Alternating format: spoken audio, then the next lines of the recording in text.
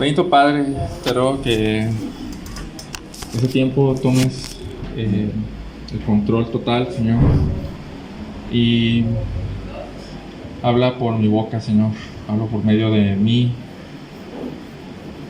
tu palabra, Señor, y te ruego que mis hermanos pongan un oído atento, Señor, porque estas cosas tienen que ver con ellos y su vida diaria, Señor. Ayúdales a comprender y a autoanalizarse, Señor. Y, Padre, alumbra los ojos de nuestro entendimiento, Señor, para hacer un autoanálisis correcto, Señor. Y quizás doloroso. Pero tu obra en nosotros, Señor. En nombre de Jesús, amén. ¿Quién se acuerda de la historia de Moisés cuando abrió el mar? Moisés. ¿Abrió qué? El mar. Ah, yo escuché pan. No, el mar. El mar. Ah, Sí. ¿Alguien de aquí vio la película del Príncipe de Egipto? Una película animada donde Moisés se ve impresionante, la verdad se ve impresionante. Bueno, vamos a Éxodo, por favor. Éxodo 14. Éxodo 14, vamos a leer solamente versículos 21 al 23.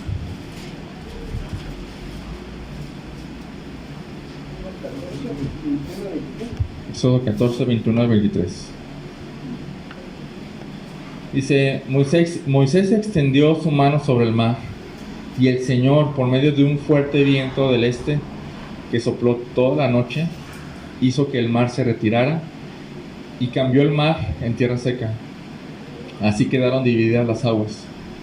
Los israelitas entraron por en medio del mar en seco, y las aguas les eran como un muro a su derecha y a su izquierda. Ponte en los pies de los israelitas. Son aproximadamente las 2 de la mañana, y ante tus ojos algo que jamás habías visto. Una gran maravilla. El mar dividido en dos. Un muro alto e imponente de agua a la izquierda y otro muro alto e imponente de agua a la derecha. Imagínatelo. Y solo hay un lugar por el cual caminar. ¿Cuál es ese lugar? Por el medio de esos dos muros de agua. Y tienes que cruzarlo porque el faraón está atrás de ti. No hay de otra. No hay de otra. Tienes que cruzarlo. Pero a cada paso que das, estás dando, o sea, tienes tan presente la maravilla. Y aquí está el muro de agua cerca de ti. Alto, pero son como las 2, 3 de la mañana. Quizás ni siquiera ves el final o sea, por la oscuridad, por la misma oscuridad, quizás ni ves el final de donde termina el muro. Y a cada paso que das, la verdad es que sientes temor, porque los muros de agua que están a tus lados son realmente imponentes y maravillosos. Nunca habías visto algo así. Entonces, sabes que Dios está ahí. Y cada paso que das, sabes que Dios está ahí haciendo eso. Pero da miedo, sí da miedo. Es algo imponente.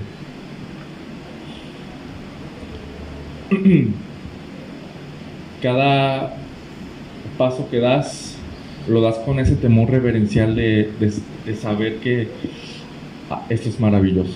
Maravilloso. Y escuchas el agua, ¿no? ¿Cómo se escucharía el agua?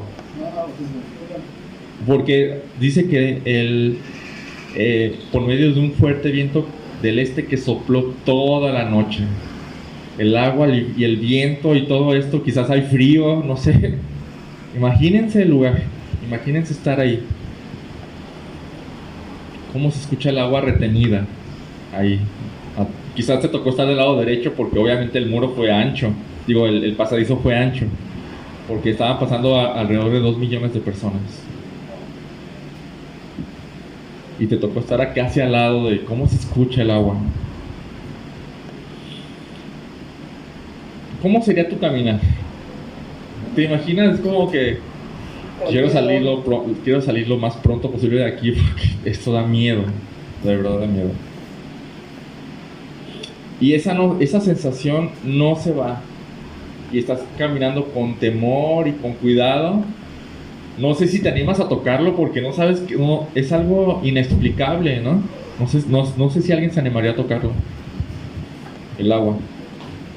Pero esa sensación no se va y no se irá hasta que salgas al otro lado del mar, fuera de los límites del mar, ¿no? De la playa.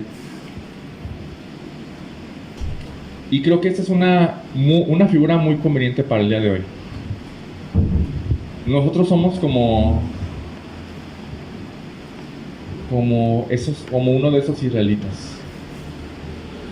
Enfrente de nosotros una gran maravilla, la salvación. Una gran maravilla. Y también hay 2 muros grandes, altos, imponentes.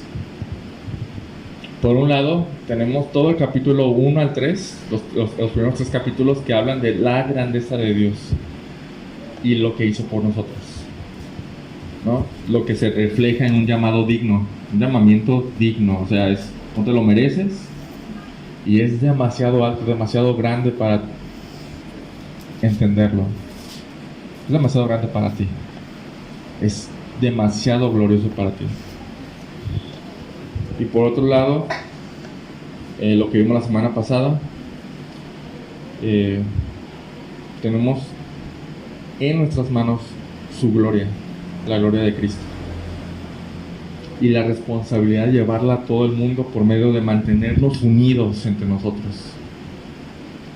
En nuestras manos está la responsabilidad de que la gente se entere por medio de nuestra unidad que Dios envió a su Hijo Jesucristo. Eso lo vimos en Juan 17. Entonces están estos 2 muros altos, grandes. Uno, la gloria de Dios en nuestras vidas. En otro, la gloria de Dios como nuestra responsabilidad para que todo el mundo la vea, por medio de preservar la unidad.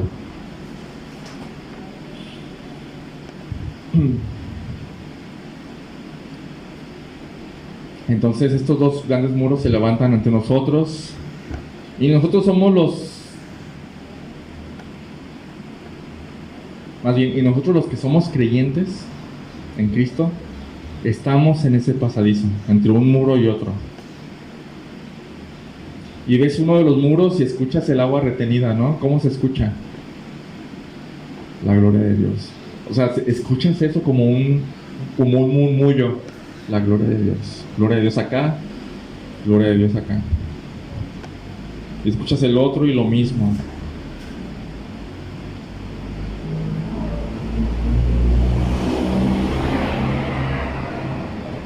Y estamos caminando por ese pasadizo. ¿Sientes ese temor entre algo demasiado grande para mí, por un lado, y algo demasiado grande para mí, por el otro lado?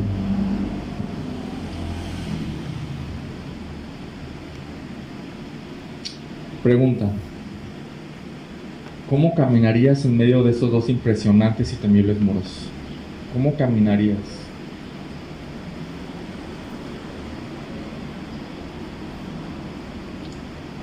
Deberíamos temer. Esto es muy alto para nosotros y esto es muy alto para nosotros. Deberíamos caminar con temor reverencial, con cuidado, con mucha diligencia. ¿Cómo caminarías tú? Con respeto, ¿no? Con respeto. Con cuidado. Con cuidado.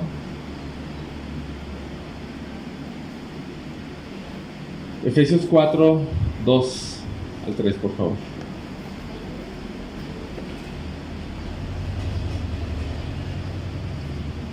¿Efesios qué? Efesios 4, 2 al 3. Une estos 2 muros. Dice el versículo 1: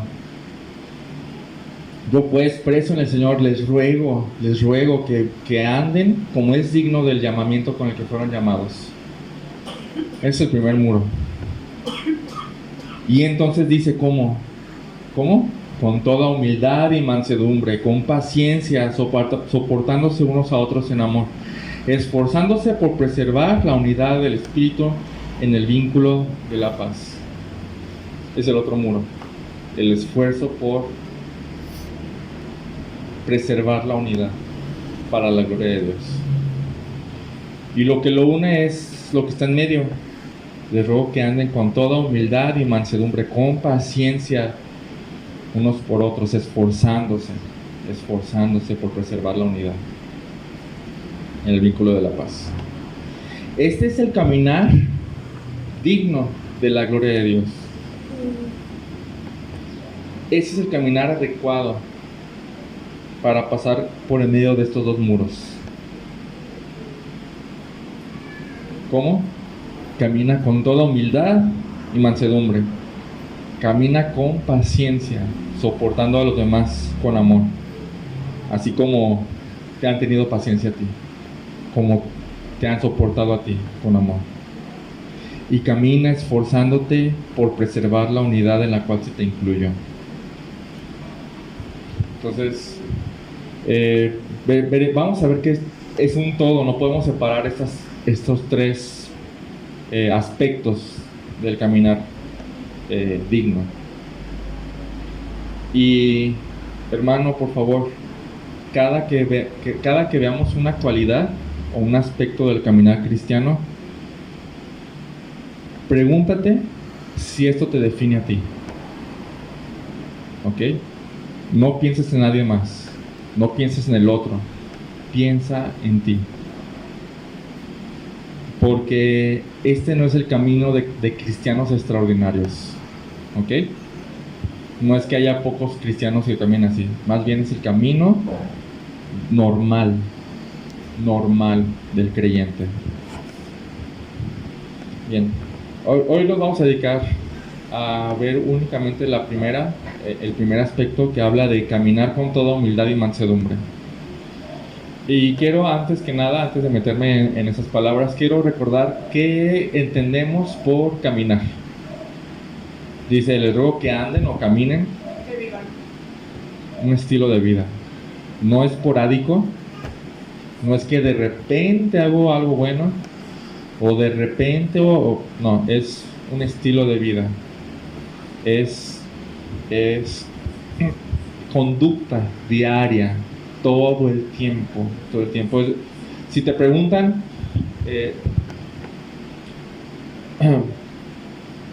si alguien que te conoce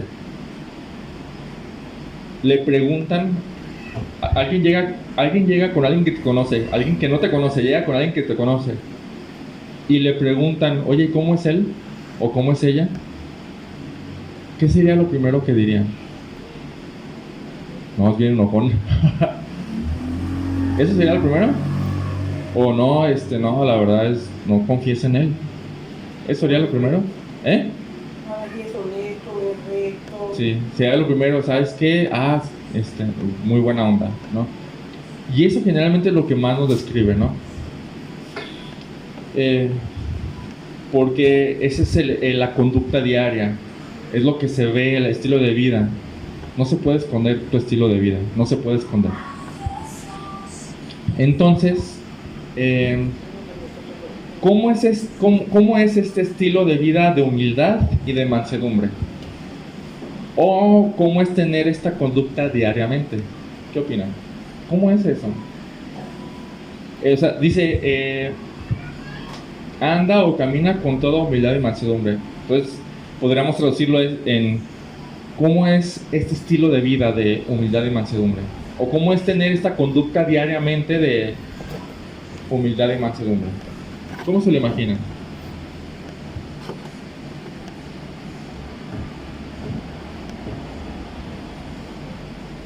Es un vivir diario, ¿no? En tus reacciones. Sí, pero ¿cómo es esto de vivir humildemente y con mansedumbre? ¿Cómo se ve esto en una persona? No sentirte más que nadie, que viene siendo, por ejemplo, humildad, ¿no? O sea, por ejemplo, no sentirte que tienes más conocimiento que otra persona. Ajá. ¿Y cómo se ve eso en una persona? Sí, Maris. Con su actitud. ¿Sí? La forma. Actitud, fruto, sí. Y más específicamente, Con el respeto que mostramos hacia los demás, con Ajá. cariño, con... Pero también internamente. viene desde adentro definitivamente, ¿sí? Porque puedes mostrar una humildad falsa y adentro te crees mucho, ¿no? Hay dos palabras aquí: humildad y mansedumbre. ¿Qué se entiende por humildad? No menospreciar a nadie, ¿no? No menospreciar a nadie No hacer porque acepción de no te personas. crees más que los demás. No hacer acepción de personas. ¿Cómo eso lo ligamos con la humildad? Pues tratando a todos con respeto y con... Sin creerte más. Ok. No saberlo todo. Porque hay gente que eso pasa. Más bien no creer que lo sabes todo. Eso. Porque puedes saber más cosas que otra Ah, sí. persona. Pero o esa persona que sabe más cosas no necesariamente es orgullosa. No necesariamente. Pero sí, es como yo sé más que tú, o yo lo sé todo y tú no sabes nada. Ah, sí, exactamente. Bueno, la humildad es tener una buena consideración, ¿no? De uno mismo. Pues soy así, ¿no? O sea, este es mi carácter, esto es lo que soy yo, sin creerme más, nada, ¿no? Lo podríamos definir así: la humildad es una cualidad que se caracteriza por una evaluación realista y modesta de uno mismo. Me gusta la palabra realista. Dice, consiste en el conocimiento de las propias limitaciones y debilidades y en obrar de acuerdo con ese conocimiento. Otra vez, la humildad es una cualidad que se caracteriza por una evaluación realista y modesta de uno mismo. Consiste en el conocimiento de las propias limitaciones y debilidades y en el obrar de acuerdo con ese conocimiento. Ok, habla de dos cosas: de un conocimiento o de una percepción y del obrar. Ok, la humildad, como decía Jordana, es interior o proviene del interior y se expresa en el exterior. Se expresa. ¿No han notado a personas que se quieren hacer pasar por humildes, pero luego notas que son bien orgullosas? Así brota. Es la naturaleza que brota, aunque los trates de ocultar. Ahí entraría como el ego. Sí, totalmente. Sí. En otras palabras, ¿cuál es la evaluación más realista que puedes hacer de ti mismo? En cuanto a tus limitaciones y debilidades. ¿Uno hacerse la evaluación? Autoevaluación. ¿Cuál es pero la evaluación más realista? Para el estado nosotros.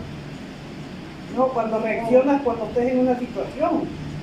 Ese Hablo de un análisis, ¿eh? Ah, ya. Hablo de a ver, soy así. ¿Cuál es la evaluación más realista? Pues yo creo que nuestro comportamiento es de las personas, ¿no? O sea, como, por ejemplo, yo en mi trabajo, cuando estoy, por ejemplo, no soy el maestro, el que sé, pero por ejemplo, es algo también cierto que a los que me han ayudado les gusta, ¿no? Porque llegan y, oigan, estamos trabajando y pues, si le hacemos así, ¿cómo ves? O sea, acepto, por ejemplo, no me cierro a que no, es que yo soy el maestro y tú me tienes que obedecer. Y no nomás con él, sino con distintas personas que llegan y te dan opinión. Y no creo saber más, nunca me he sentido más que otra persona, o creo saber más que otro. Ok. O sea, siempre con humildad, ¿no? Aunque dices, bueno, pues sí lo sé hacer, sí sé hacer esto, pero pues aceptar opiniones y ver formas de... Ok. Sí. Bueno, medio entiendo que cuando se escribió este texto existían grupos de de judíos donde por su conocimiento tenían un estatus superior Sí. a los demás, ¿no? Los fariseos. Sí. Entonces aquí nos está diciendo que realmente ya en el nuevo pacto ya no es por lo que tú hacías o lo que tú sabías, sino es por gracia que estás en la presencia de Es una buena evaluación. Es una muy buena evaluación. O sea, hagas lo que hagas. sí, o sea, lo que comentan mis hermanos acá es una evaluación todavía muy alta. Porque tiene que ver, o sea, tiene que ver con quién eres realmente. ¿Quién eres realmente? Una vez hiciste no sé cómo se decirlo, pero ahí voy a estar. ¿Quién te conoce más? Dijiste una vez, tu esposa o tu esposo. Sí. Porque estamos ahora aquí juntos todo el tiempo, porque nos trabajamos, pero ahí vemos cuando nos explotamos, cuando estamos contentos, cuando tenemos dificultades, porque como digamos, si tengo un problema, va está la esposa, si tiene el problema del esposo, ahí se ve realmente si hay humildad o no hay humildad, porque uno, Sí. no sé si estoy bien, pero Sí, yo sí, me sí. acuerdo que tú dijiste, no lo filmaste, No sé si lo dije yo. pero me acuerdo que tú dijiste, y no me Sí, voy a sí, sí. olvidar, y así es quien nos conoce más.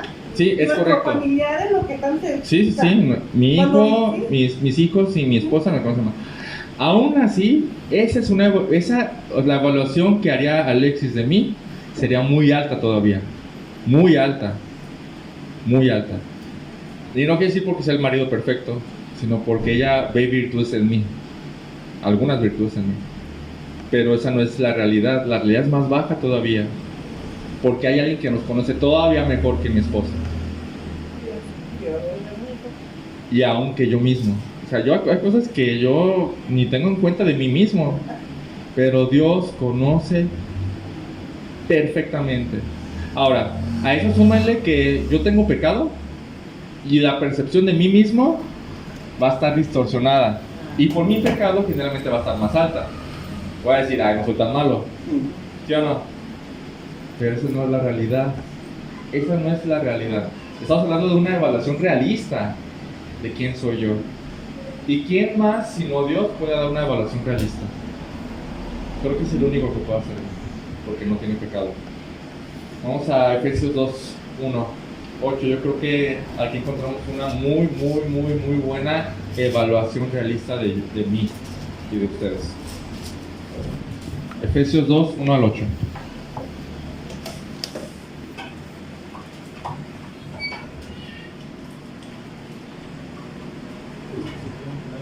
Efesios 2.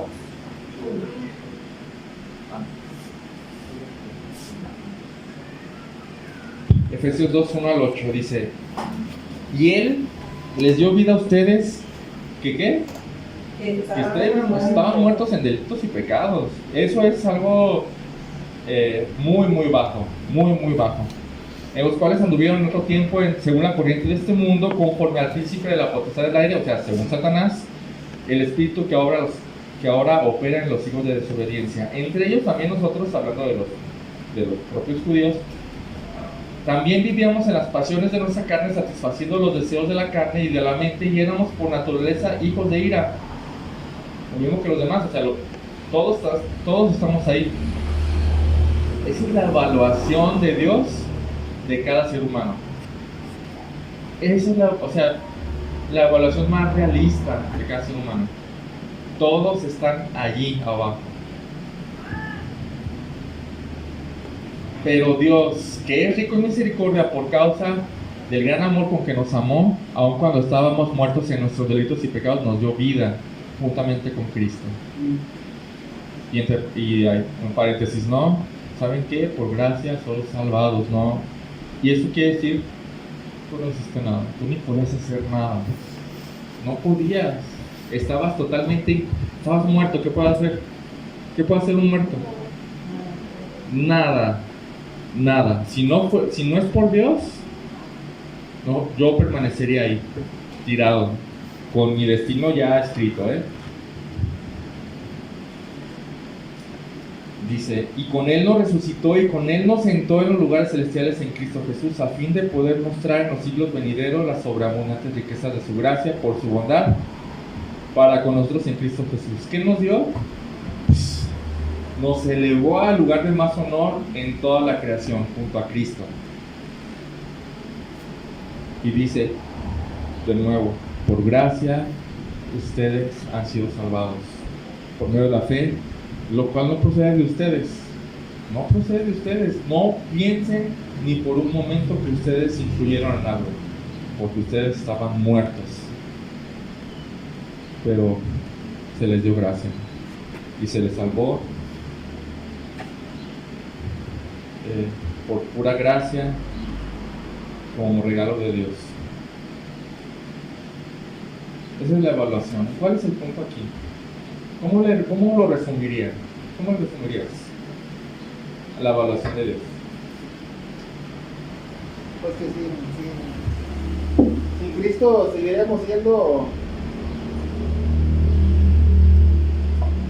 estaríamos muertos, ¿no? ¿Qué significa eso? Pues estaríamos sin conocer la verdad, sin conocer a Dios. Okay. Por ejemplo, no estaríamos muertos, porque la única forma en que Dios nos ve limpios es por Jesucristo. Sí. Entonces, cuando nosotros creemos en Jesucristo, Dios nos ve limpios, pero no por nosotros, Sí. sino por Jesucristo. Sí.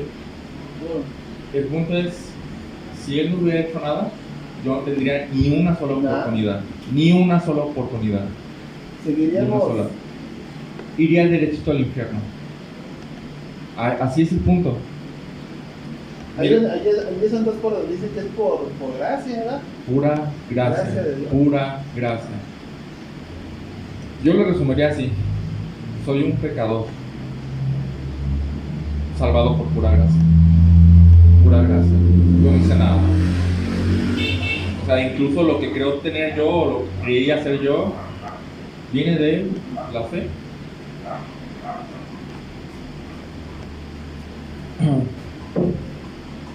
¿Creen que esta es una evaluación realista? Es la evaluación más realista. Pero si en tu mente dirás, pero pues sí somos mejores que los de afuera, ¿no? Yo te respondería que si tenemos alguna virtud, no proviene de nosotros.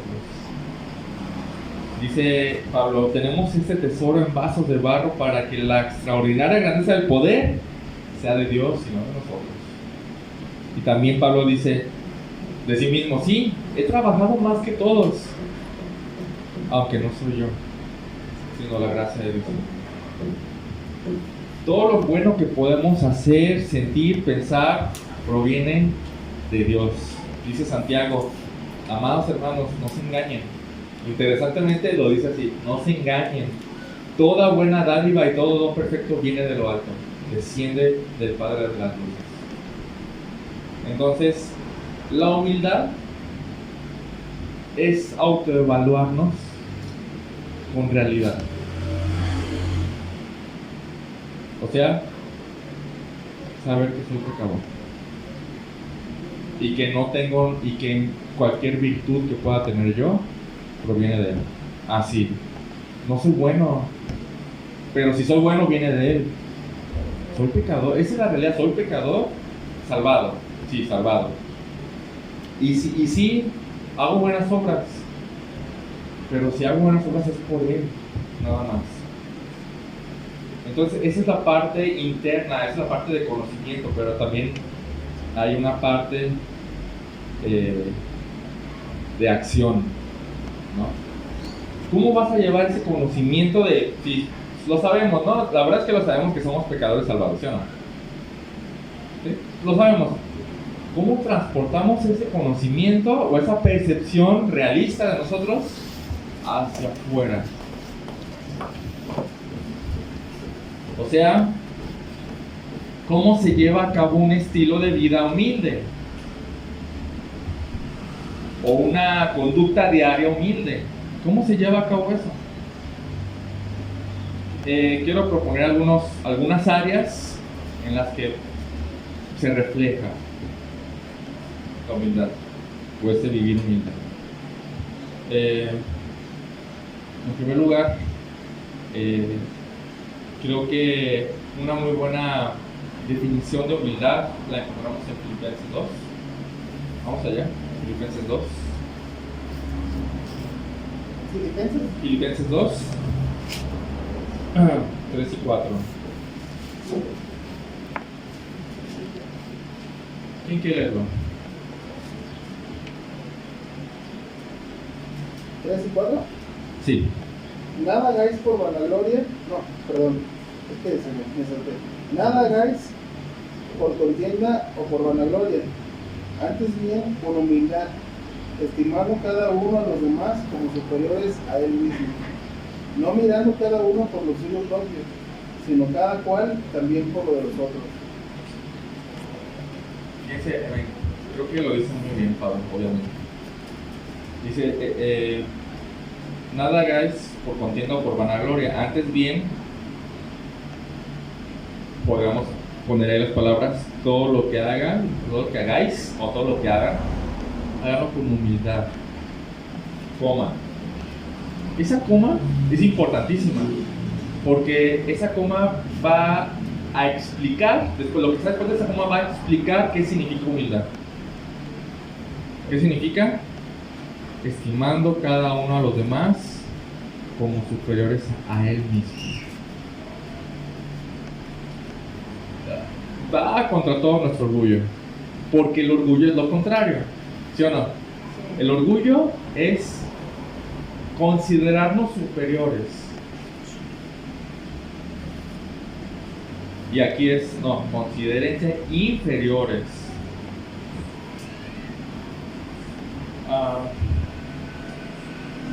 Sí, considérate inferior, aunque te hayan fallado. Considérate inferior aunque te hayan dañado. Considérate inferior aunque pienses que no se lo mereces. Sí, todo eso. Cuando todo esto nos cuesta es porque estamos volteando el orden y me creo superior. Me cuesta, bueno, ahorita vamos a entrar en eso. Entonces, un área en la que la humildad se refleja es en el perdón. Miren, creo que necesitamos analizar muy bien lo que significa la humildad. Y en esta área es muy, muy evidente. Alguien te ofende. Imagínate, bueno, no te lo imagines. Ponlo en tu mente. Pon en tu mente a alguien que te haya ofendido. A todos nos han ofendido, ¿no? ¿Eh? Y creo que a todos nos han ofendido fuertemente. Creo yo, ¿no? Digo, ya todos estamos grandes, ¿no? Y pues con el paso de los años, entre más grande está la cosa, digo, entre más edad, creo que las ofensas pueden ser fuertes, ¿no? Quiero que pongas en tu mente esa ofensa que alguien te hizo, que fue muy fuerte. Piensa en eso. Piensa también en tu ofensor. ¿Listo? ¿Ya lo tienen? Y contéstate a ti mismo. ¿Ya lo perdonaste de todo corazón?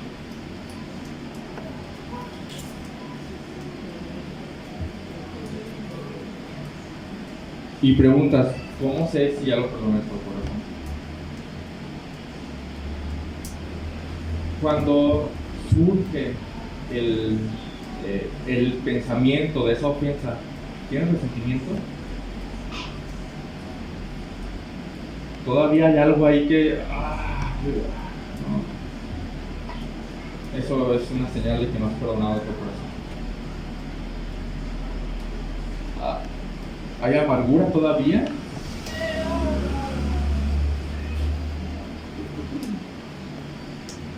Si ya lo perdonaste, gloria a Dios, eso refleja humildad. Pero si no lo has perdonado, tu vida más bien refleja mucho orgullo.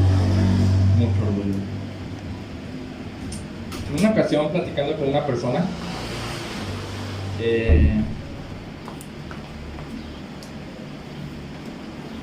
se notaba que no había perdonado a su hermana. No la había perdonado por algo que le había dicho o por la forma que se le había dicho desde hace 20 años. Por algo que había dicho, ni siquiera le había hecho, algo que le había dicho. Y sus palabras fueron, es que no sabes cómo me habló. 20 años. En otra ocasión un niño estaba llorando en una fiesta infantil, pero no lloraba por un dolor, lloraba por una rabia. Porque él estaba descalzo y uno de los papás le había pisado el pie. Y sus palabras fueron, es que me pisó a mí.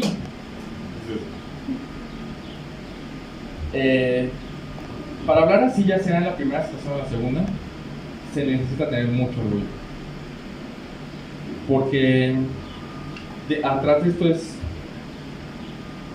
¿por qué me habló así a mí? Soy superior. A mí, sí, exacto. Yo no me lo merezco. Estoy arriba. O ¿por qué me pisó a mí? ¿Quién se cree? Yo les preguntaría, ¿eres tú alguien especial como para que no te ofenda? Esto está detrás de esta falta de perdón de todo corazón. Me considero superior, no inferior.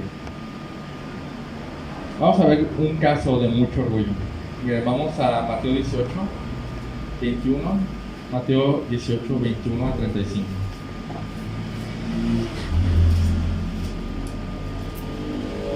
Carlos, ahorita que decía eso, ¿cuál es lo que estabas haciendo? La pregunta. Si Dios nos perdonó nuestros pecados, porque somos pecadores, ¿verdad? Sí. Murió en la cruz y todo, nos perdonó. Él olvidó toda nuestra vida pasada. Ahora nosotros, como dices tú, ¿qué somos nosotros por no perdonar, digamos, que un hermano o mi hija o mi vecino, lo que sea? Perdonar. De todo corazón. Perdonar. ¿Y qué es perdonar? Borrón y cuenta nueva, me olvidé y mi corazón debe estar limpio para empezar de nuevo.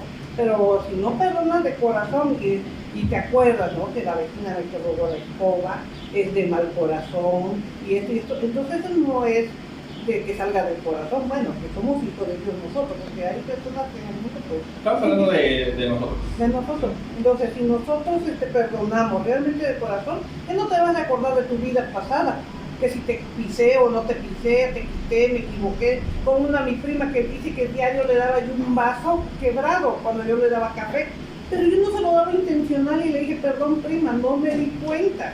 Pero para ella ya lo estaba yo ofendiendo, ¿verdad? Pero yo no me di cuenta, le dije del corazón, perdón prima, no me di cuenta que siempre te veía ese vaso. Yo lo doy todo parejo, pero llegó la casualidad que a ti te tocaba ese vaso quebrado, y tipo el vaso quebrado ahí estaba. Bien. Pero voy a esto. Pero cuando tú pides yo siento que así soy yo, bueno, perdón y ya no lo vuelvo a hacer.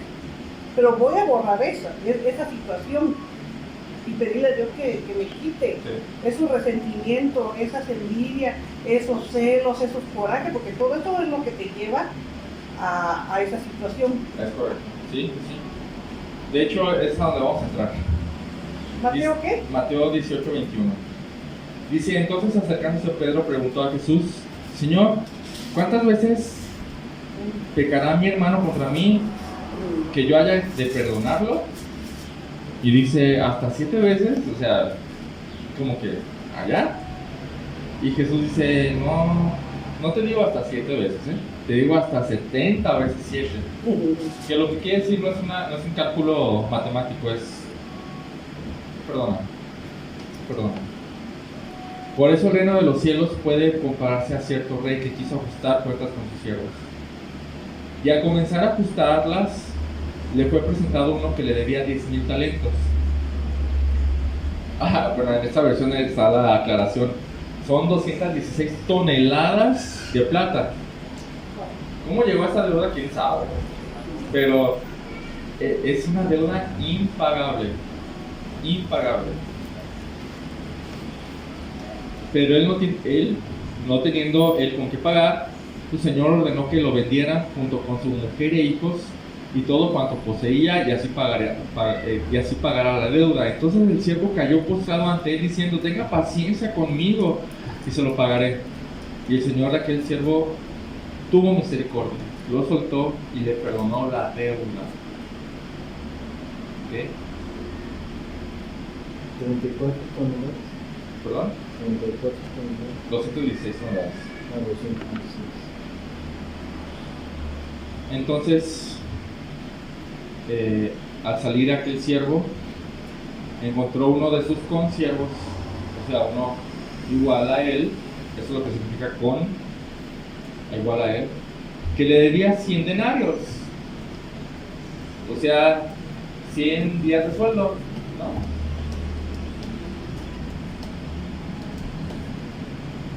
¿Es pagable esa cantidad? Totalmente. Y es totalmente inferior o infinitamente inferior a la cantidad de las 216 toneladas de plata, ¿no? Y echándole mano, lo ahogaba diciendo: paga lo que me debes. Entonces su consiervo, cayendo a sus pies, le suplicaba lo mismo: ten paciencia conmigo y te lo pagaré. Sin embargo, él no quiso, sino que fue y lo echó en la cárcel hasta que le pagara todo lo que debía. Gracias a Dios, estos consiervos no estaban solos. Tenían otros consiervos que lo observaban todo y habían sabido toda la situación del primer siervo. Entonces, cuando estos consiervos vieron lo que había pasado, se entristecieron mucho y fueron y contaron a su señor todo lo que le había sucedido. Entonces, llamando al siervo, su señor le dijo: siervo malvado, te perdoné toda aquella deuda porque me suplicaste. ¿No deberías tú también haberte compadecido de tu consiervo, así como yo me compadecí de ti? Y se enfureció su señor, lo entregó a los verdugos hasta que pagara todo lo que debía. También, esto es un golpe duro para cualquiera de nosotros. Así también mi Padre Celestial hará con ustedes, si no perdonan de corazón cada uno a su hermano. Entonces, un hombre tenía una deuda impagable, ¿verdad?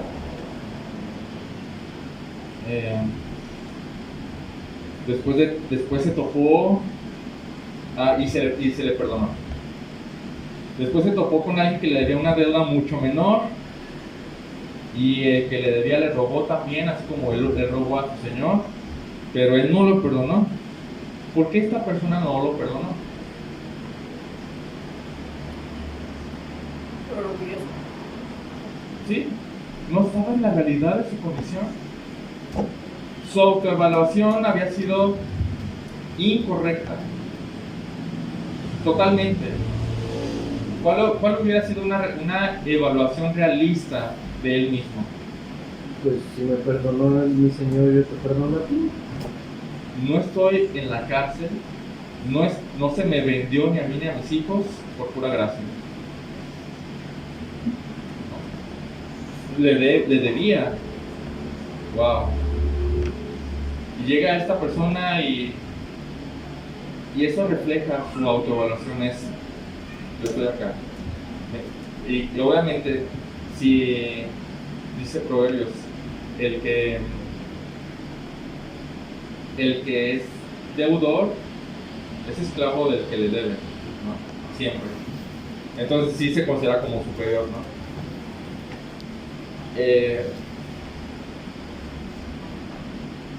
A esta persona se le olvidó su evaluación. El Señor le ha dicho: tú me debes esto, esta es tu realidad. Aparte, se creyó superior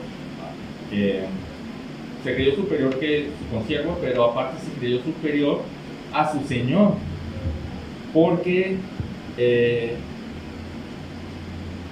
él no quiso perdonar una deuda infinitamente menor, como su señor se la había perdonado infinitamente mayor. Y el punto aquí es: no eres hermano, no eres superior al Señor Jesús. No eres superior. No lo eres.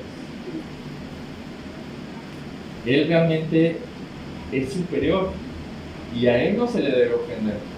¿Has pensado en eso? A Él no se le ofende. No se le ofende porque no lo merece.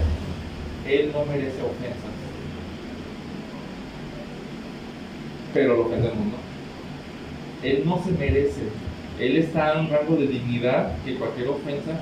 Miren, en los reyes de la antigüedad, incluso en los últimos reinados, si alguien ofendía a un rey, ¿qué pasaba con esa persona? Lo mataban.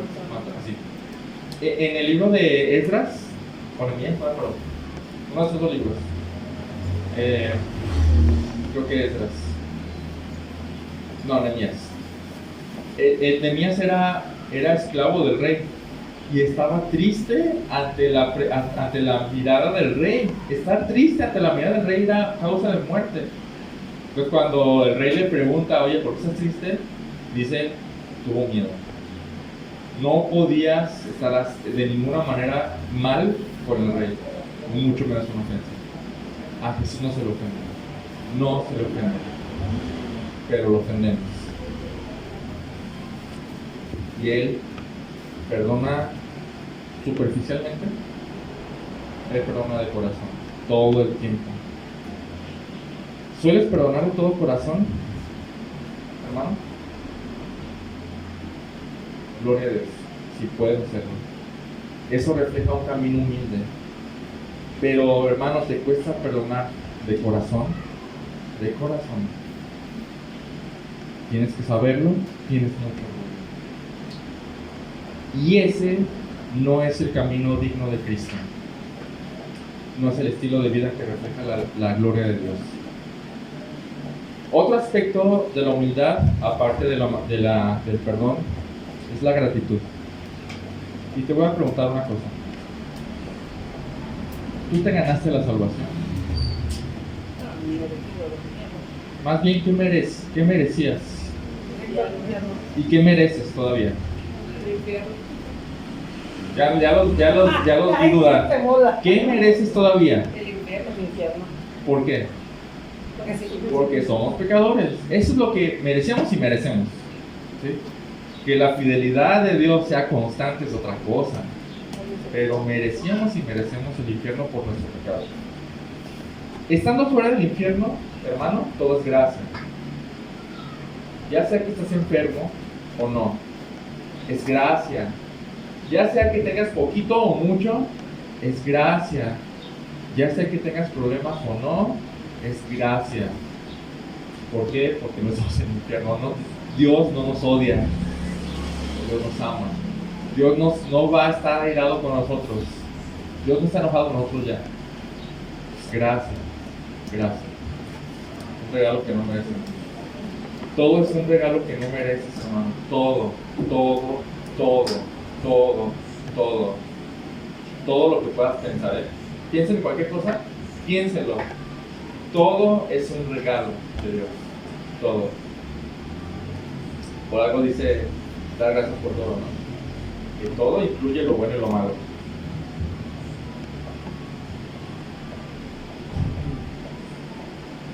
La gratitud tiene también que ver con la correcta apreciación entonces de uno mismo, ¿no?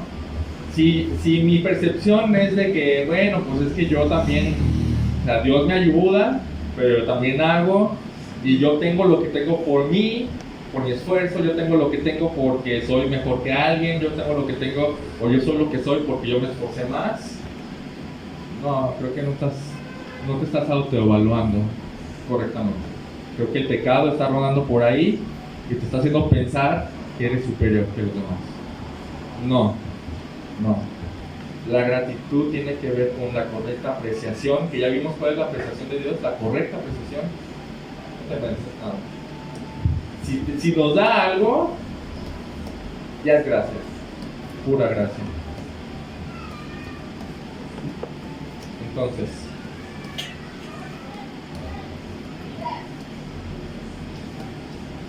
si todo lo que tenemos es pura gracia,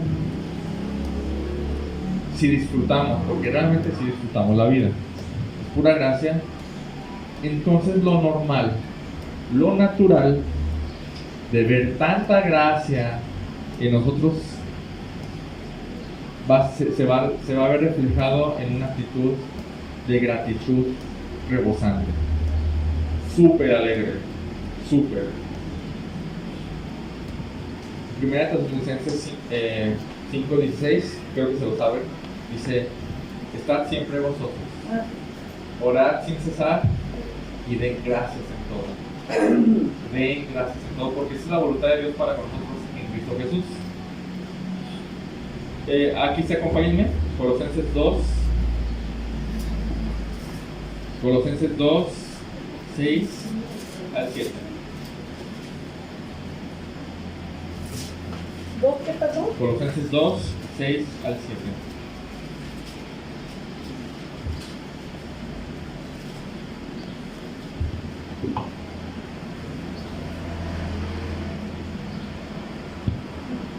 ¿Qué dice? ¿Lo leemos? Por tanto, de la manera que recibieron a Cristo Jesús el Señor, así anden en Él firmemente arraigados y edificados en Él y confirmados en su fe, tal como fueron instruidos, rebosando de gratitud. ¡Wow! ¿Qué es esa expresión rebosando de gratitud? ¿Cómo se ve en una persona? Alegre, no amargada, Ok, feliz. feliz. ¿Qué más? No. Contenta, que te habla cosas buenas. Ajá. ¿Y cuando pasa un accidente? Se sienta tranquila, confiada, ¿Y cuando tiene problemas? En oración. ¿Y cuando... pero una oración con mucha gratitud o así como que, ay Señor, ni modo? No, con gratitud. Yo pienso en rebosando gratitud y veo una persona inamovible, inamovible, de que pasa cualquier cosa y de todo no está bien, ¿sí? O sea, está, obviamente somos humanos, sí, tenemos corazón, tenemos sentimientos, tenemos emociones y esas cosas nos pueden mover, pero una persona rebosando de gratitud es, wow, pasó esto y me imagino una enfermedad de mi hijo y dices, claro que va a estar preocupado, pendiente, pero acá arriba es, pero gracias Señor, gracias porque tenemos seguro, gracias porque tenemos dinero para pagar la cuenta, gracias por mil cosas, pero y acá adentro hay, gracias Señor, gracias, gracias. Una más, Hebreos 12, 28 y 29. ¿Hebreo? Hebreos 12, 28 y 29.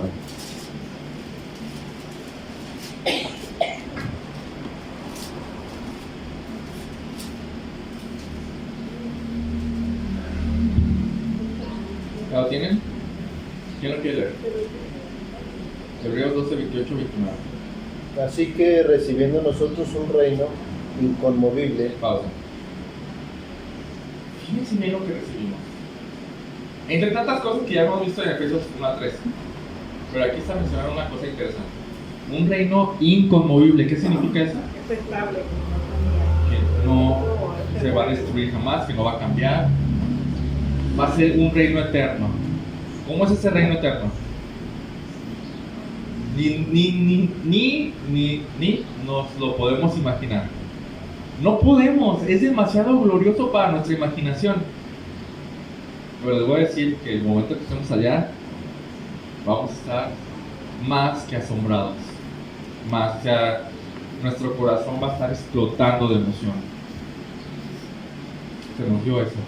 Dice, ustedes recibieron un reino como yo. Ya lo recibieron. Entonces dice que tengamos gratitud y mediante ella sirvamos a Dios, agradándole con temor y reverencia, porque nuestro Dios es todo consumidor. ese versículo me encantó porque no quita del renglón la realidad. Nuestro Dios es un fuego consumidor, ¿eh? Sírvele demostrando gratitud. Sírvele. Por un lado nuestro Dios es así, es fuego consumidor. Nunca se te olvide que nuestro Dios es fuego consumidor. Nunca. ni por todas las bondades que te haya dado, ni por toda la salvación que te haya regalado. Nunca olvides que nuestro Dios es fuego consumidor. Nunca lo olvides. Y te digo esto: demuestra gratitud con temor.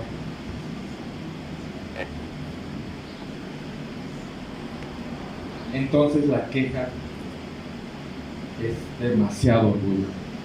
Demasiado. Cuando me quejo, ¿qué estoy diciendo? Por cualquier cosa, cualquier queja. Si todo es gracia y la gracia abarca todo, entonces la queja puede estar presente en cualquier cosa. ¿Qué es la queja? Que me duele la espalda, Insatisfacción. Insatisfacción, no aguanto, reflexión, inconformidad. ¿Qué más es la queja? ¿Maldad? ¿Sí? ¿Qué es la queja? Ah, Señor, no quería esto. Espérate, cállate. Por favor, guarda silencio. ¿Qué estás diciendo? La queja es que no entiendes de dónde Dios te sacó. Cállate. La queja es no estar contento con tanta gracia de Dios. La queja es, quería otra cosa. Quería tu gracia, pero de otra forma. Deshonra a Dios la queja. Pero refleja mucho orgullo, ¿no? Mucho orgullo. No es el caminar cristiano. La gratitud es el caminar O sea, cristiano. ¿de dónde sacas agallas para reclamarle a Dios después de... Es que no entiendes. Es tu percepción muy alta de ti.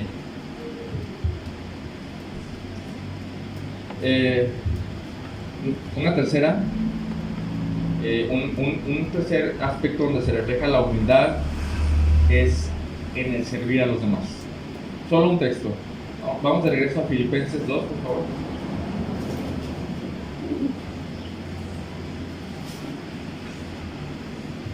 Dice, no haga nada por contienda o por egoísmo o por vanagloria, sino que con actitud humilde cada uno de ustedes considere al otro como más importante que a sí mismo, no buscando cada uno sus propios intereses, sino los intereses de los demás. O sea, no pienses en lo que tú necesitas, piensa en lo que los demás necesitan y sírveles, súpleles sus necesidades. Es lo que está diciendo. Pero pone de ejemplo a Jesús. Haya pues en ustedes esta actitud que hubo también en Cristo Jesús. Y empieza, ¿se acuerdan del pasaje, no? Y empieza a escribir que Jesús, estando allá arriba, se bajó hasta más abajo que nosotros, ¿sí? Porque tomó nuestro lugar. Cuando consideras a los demás superiores a ti, entonces automáticamente tú te estás considerando como inferior, ¿no? Y por lo tanto como su servidor. Les voy a decir algo, siempre el inferior es el que sirve al superior, ¿no? Siempre. Cuando contratamos a alguien, ¿quién es el inferior y quién es el superior? El contratado es el inferior y yo le mando y él, o yo le pido y él me ofrece, ¿no? En la relación de papás e hijos, ¿quién es el superior y quién es el inferior? ¿Quién es el que sirve a quién, no? Nosotros ordenamos, ellos nos obedecen.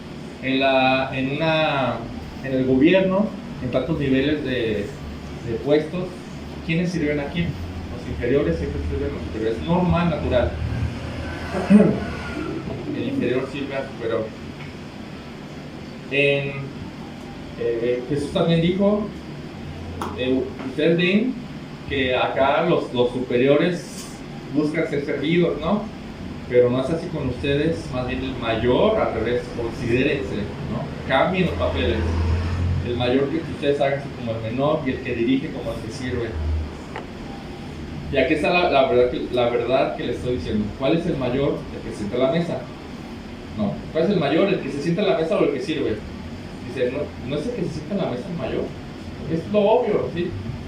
Sin embargo, entre ustedes yo estoy como el que sirve. 3 pasajes donde el Señor nos está enseñando que...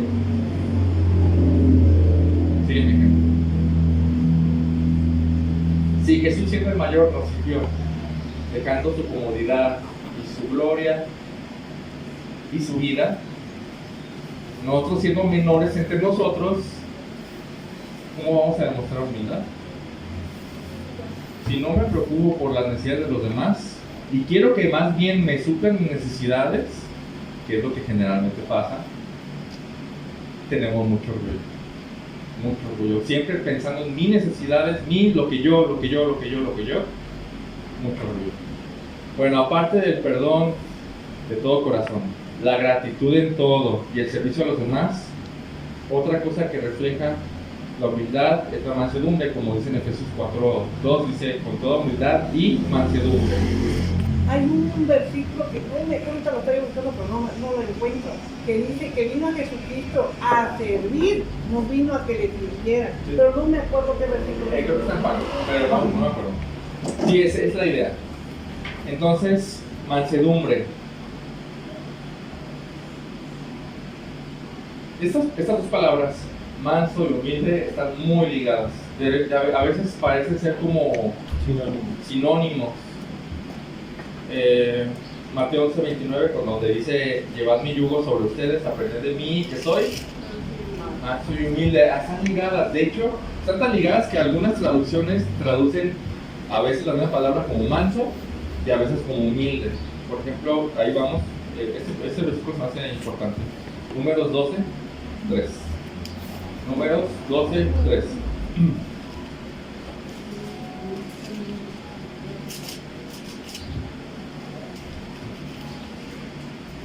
¿Me lo repite, por favor? Números 12:3.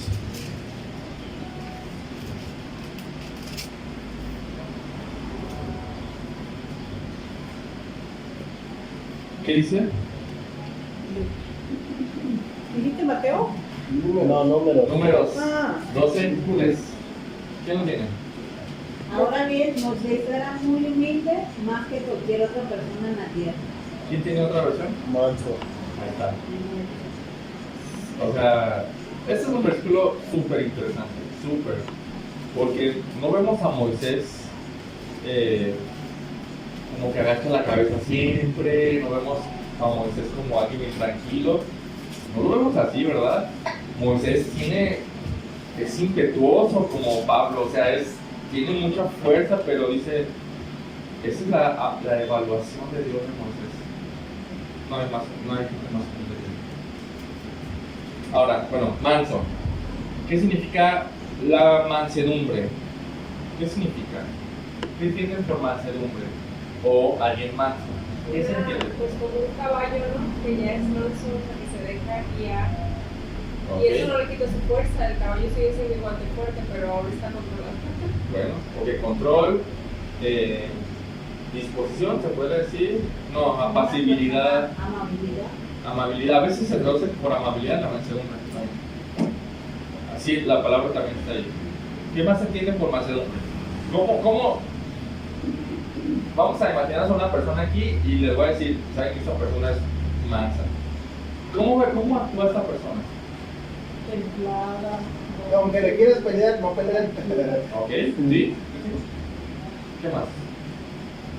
Recibe con gusto, Ok. no pide algo. Y si le dices, oye, estás educando mal a tus hijos, ¿cómo actúa? ¿Cómo actúa él? Va a decir, ¿ha visto algo en mí? Ok. Cuando puedes. Oye, ¿sabes qué? Algo de disposición o escuchar. Oye, ¿sabes qué? Estás hablando mal a tu esposa, ya me fijé. ¿Cómo actúa él? Voy a observar y voy a analizar, y en caso que yo vea mal, pues lo voy a hacer. ¿Tienes como, enséñame cómo? Esa es la mansedumbre. Yo antes me enojaba cuando me decía mi mamá, oye, tu hijo es decir esto. No, ahora yo lo digo, ahora ya no escucho y le dije, voy a observar mejor. El significado de la palabra es apacible. Es alguien sereno, tranquilo, que transmite paz, calma, ¿sí? Pero también es alguien dócil. ¿Qué es algo dócil? Que manejable. manejable, que no va, que, tomando tomando la figura del caballo, no va a ser, cuando le digas algo, no va a ser un caballo desbocado que se va a ir de la iglesia y se va a enojar y va a tumbar todo. No. Como chivo en cristalería. Como chivo en cristalería. Es suave, apacible, que recibe fácilmente enseñanza.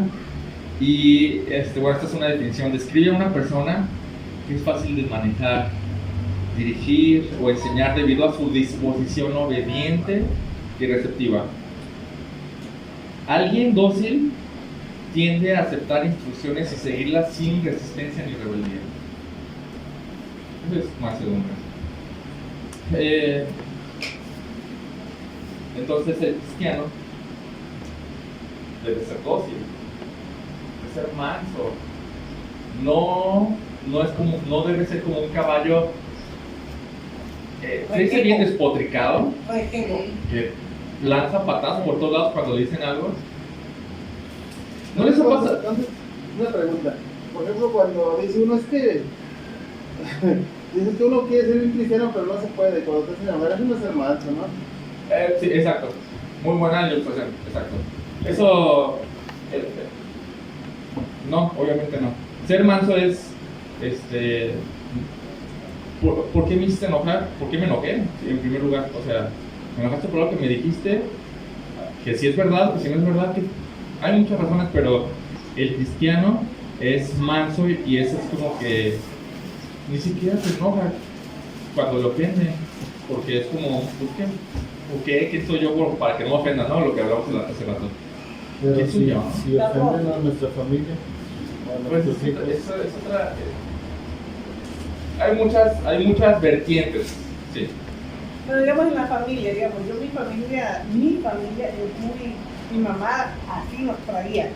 Pues le pide Dios sabiduría de que cómo enseñar a los hijos. Ya no va a ser lo mismo, pero equilibrar la situación. Bueno, ya no estamos saliendo. Allá. Estamos hablando de la mansedumbre propia. ¿Qué va a pasar cuando me ofenda mi familia? ¿Cómo es un actuar manso?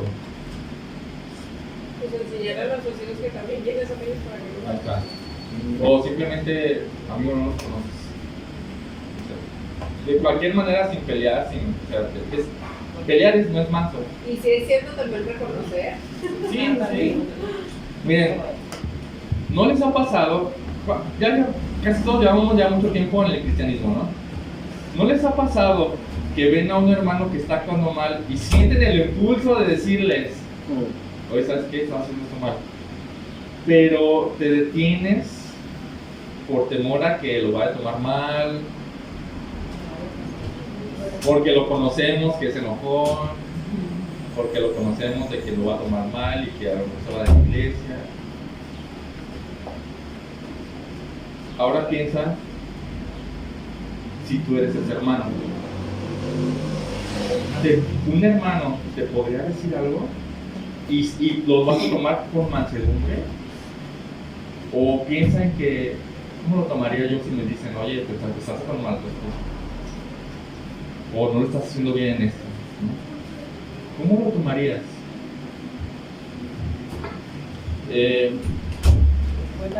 La mansedumbre está totalmente ligada a la humildad, porque tiene que ver con, pues, obviamente soy pecador, obviamente fallo, obviamente me hace falta aprender mucho.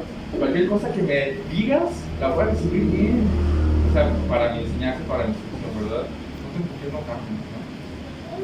Entonces, resumen del caminar manso y humilde, que es la primera sección. ¿Cómo podrían resumir estas cualidades, no? Todo lo que hemos visto. ¿Cómo es una persona humilde? Una persona que su estilo de vida, quiero ser bien enfático, su estilo de vida es humilde. Su conducta diaria es humilde. Que se siente menos que los demás. Necesitamos poner bien las palabras. Ok. Sería bajo autoestima. Sí. Ok, ya. No es de que, yo estoy menos, No, que me haga todo lo que quieran. No, tampoco. Podríamos cambiar tus palabras. Que se considera servidor, que sirve a los demás, o que considera a los demás superiores a él mismo, ¿sí? Interesantemente, con esto que dice Jordana, si yo me hago inferior o me considero inferior y los demás superiores, si lo externamos a los demás, nosotros vamos a considerar superiores como superior a Jordana y nosotros inferiores, ¿sí o no? Eso es el unos a los otros. Entonces ya nadie queda abajo, pero la consideración individual todos somos así, ¿no? Entonces, ¿cómo más acerca de la humildad? ¿Cómo podemos resumir todo lo que hemos visto hoy? Creo que por parte de nuestro pecado, cuando nosotros trabajamos para alguien que es nuestro jefe, ese jefe siempre da indicaciones y tú siempre las vas a hacer.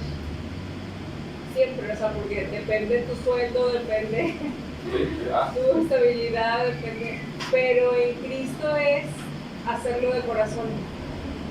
O sea, creo que tenemos que entender la importancia de quién es nuestro Señor.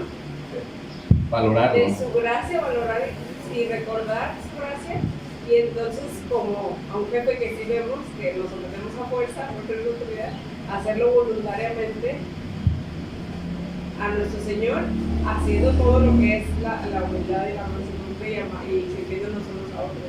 Correcto. Pero para eso necesitamos tener un concepto real y recordar quién es nuestro Señor. Sí. Porque cuando no lo cumplimos es cuando entra nuestro orgullo de decir, pues. Sí. Y ahí tiene que ver nuestra percepción de nuestra posición. Yo creo que eso ¿Quién es soy yo? para el Señor, ¿no? Sí, precisamente. ¿Quién soy yo? Yo soy un pecador salvado por Él. ¿Y quién es Él? Es el Dios maravilloso que tuvo misericordia de mí para salvarme. Vive así con esa percepción de las cosas, que es la percepción real, ¿no? Ahora sí, Mario, pronto. Tengo que hacer todo para el Señor, ¿no? O sea, no... Porque como somos pecadores, por ejemplo, a veces tendemos a... Cuando ya sea alguien nos dice, es que si lo hiciste bien, a veces queremos sentirnos, o sea, nos hace como engrandecer, ¿no? En cierta forma. Pero es hacerlo todo para el Señor, ¿no? Decir, Sí. como pasar desapercibido, pues decir, no, pues es que, Señor, pues es para ti. Porque a veces nos dicen, es que eres bueno para esto y eso, y como que nuestro ego, ¿no? Nuestro orgullo como que tiende a inflarnos un poquito, pero es donde debemos caer en humildad, ¿no? Decir, no, Señor, esto es para el Señor, no es para mí. Y ser honestos y decirles, si te hago algo es por el Señor. Miren, yo lo resumiría así. El andar cristiano, o sea, el estilo de vida o la conducta diaria del cristiano se conoce por la humildad. ¿Ok? Este andar, o más bien en este andar, el creyente no es orgulloso. Sabe reconocer cuando falla. No se pone por encima de los demás, más bien sirve a los demás. Cuando lo ofenden, no dice, ¿cómo pudo haberme hecho esto a mí? Sino que perdona incluso antes de que vengan a pedirle perdón. Sabe que nadie merece el perdón y por eso perdona, porque aún él fue perdonado sin merecerlo. También cuando, como dice Mario, cuando alguien le dice, oye, qué bien lo haces, esta persona dirige esta alabanza, que es una alabanza, se dirige la alabanza a Dios y le dice, no soy yo. Soy bueno porque Dios me lo dio, nada más por eso. Y también es manso, dócil, manejable, no se enoja cuando le quieren aconsejar o reprender. Entonces, es tu vida, piensa en ti, piensa en ti. No te compares con otro cristiano, no veas a los demás, compárate con lo que la Biblia dice que es un cristiano. Y eso es lo que la Biblia dice que es un cristiano. Este andar es el andar del cristiano. La Biblia dice que el creyente debe andar con toda humildad y mansedumbre. En primer lugar, ¿crees que es posible? Sí. Ok. A veces, cuando hago estas preguntas, hay una respuesta obvia, ¿no? Que alguien diría, no es posible. No, todos vamos a decir que sí, ¿no? Porque es como la dinámica de aquí, ¿no? Es lo que se supone que debemos responder, ¿no? Pero acuérdate que esto que estamos viendo en Efesios 4:2 habla de ti. Habla de ti, muy personalmente. Y entonces pregúntatelo a ti mismo. Tú, Israel, o Nelson, o Daniel, Alexis, Mario, ¿puedo caminar así? ¿Puedo caminar así? ¿Es posible? Porque ¿Es la real? práctica de la vida es diferente. ¿Es real? ¿Puedo estar contento, rebosando de gratitud? ¿Puedo perdonar de todo corazón? ¿Es real? ¿Puede pasar eso? ¿Puedo servir a los demás con toda humildad? ¿De verdad? ¿Considerándome de verdad inferior y ellos superiores? ¿Puedo hacerlo de verdad? ¿Puedo ser dócil y apacible cuando me representan?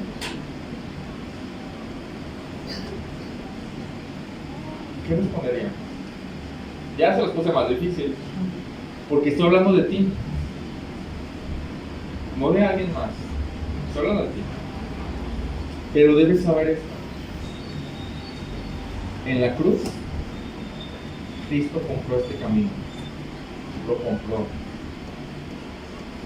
De verdad. Compró este camino para que los que se salvan, o los que más bien Él salva, caminen por Él. Lo compró. Es totalmente posible. Totalmente posible. Y de hecho no solo es posible, es lo que se espera del cristiano. No lo busquen. Tito 2:14 dice: Jesús, quien se dio a sí mismo por nosotros para redimirnos de toda iniquidad y purificar para sí un pueblo propio, celoso de buenas obras. O sea, esas obras pueden ser actitud, carácter, estilo de vida, de lo que estamos hablando. Este camino humilde son esas obras por las que él compró. Y entonces Él compró este camino para hacer totalmente posible este camino humilde por el cual debemos andar. O sea, en otras palabras, si eres creyente o si te dices creyente, este es el camino. Retomando otra vez la ilustración del mar que Dios abrió, esa maravilla.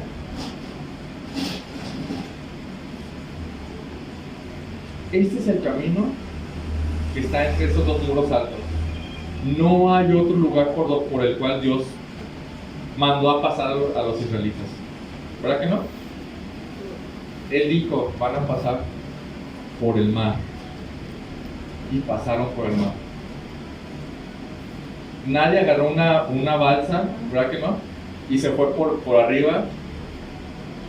Nadie se regresó por los egipcios. Nadie. Todos caminaron por el medio de ese pasadizo entre los dos muros grandes. Entonces, analízate, hermano. Analízate. ¿Estás caminando por ese camino que Dios abrió en el mar? ¿O estás caminando por otro lado? A lo mejor estás caminando, a lo mejor estás remando en una balsa por otro lado, que no tiene nada que ver. O a lo mejor ni siquiera entraste al mar. De verdad, puede pasar. Y estás del lado de los egipcios. Quiero decirte que este es el único camino por el cual Dios planeó que el cristiano anduviera. Y entonces creo que necesitamos hacer autoanálisis correctos de quién soy yo. A lo mejor no soy cristiano, porque podrían decir: es que no se puede, es que no puedo. Yo preguntaría: ¿qué no Dios hizo esto? ¿Que no Cristo compró el camino? Entonces vamos a autoanalizarnos. Vamos a ver. Bendito Padre, te doy gracias por esta exhortación de tu palabra, porque tú no bates el estándar, sino que lo elevas a lo imposible, Señor. Y reconocemos que son estándares realmente imposibles, porque tú requieres perfección. Pero Padre, gracias porque mandaste a Jesucristo para vivir perfectamente el camino que debemos andar nosotros, Señor. Gracias porque ese camino que Él caminó a la perfección, con toda humildad y mansedumbre, todo el tiempo de su vida, sin falla, en el más alto grado, en la cruz se aplica a nosotros, Señor. Y los que hemos creído se aplica a nosotros, Señor. Pero también sabemos que hay una relación entre lo que hizo Jesucristo en nuestra vida diaria, Señor. Entendemos que de ninguna manera podemos ser perfectos y que vamos a fallar, pero también entendemos que lo que quieres decir aquí es que hay una tendencia y un cristiano se reconoce por este caminar, aunque no perfecto, pero es la tendencia que viva su Señor, es por lo que se le conoce, Señor. Entonces ayúdanos, Señor, a autoanalizarnos, un autoanálisis realista, Señor, y hacernos una evaluación a nosotros mismos, a ver si estamos en la fe. Ayúdanos, alúmbranos nosotros, Señor.